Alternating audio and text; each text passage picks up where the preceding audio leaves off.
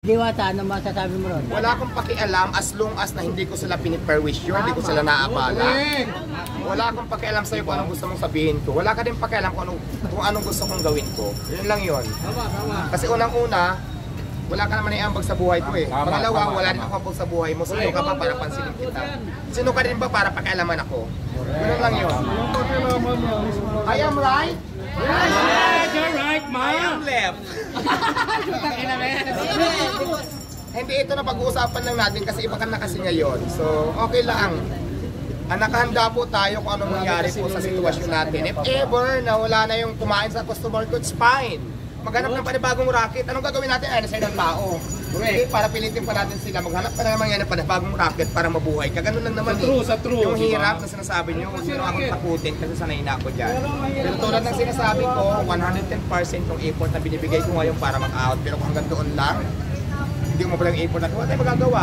Panahon niya siguro hanggang doon ka lang. Kailangan lang natin talaga tanggapin sa sarili natin. Nagsasabi dugyot ka daw. Ha? Nagsasabi dugyot ka daw. Tanongin mo rin kung sila hindi. Di ba?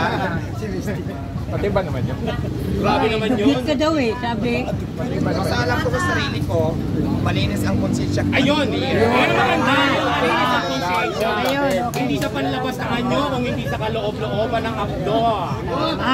Kasi paulit-ulit lang tayo sa tanong na yan. Dugyot, ganyan-ganyan. Di wag kang kumain, pinipilit ko nila. Masarap naman eh, masarap. Di ba simple yun nga sa mga nagsasabi kasi paulit-ulit na yung tanong na yan eh. Wala akong pakialam. Kung sa tingin mo na hindi marumi, hindi malinis, sa paningin mo, di wag kang pumunta. Hindi naman kita pinipilit eh.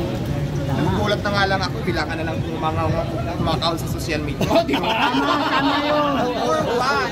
Para sabihin, For the views! For the Hindi views! sabihin sa'yo ng personal. O concern sa mga tao. Wow, sino ka para maging concern? Ba't hindi sa'yo Concern ka ba o papampam ka?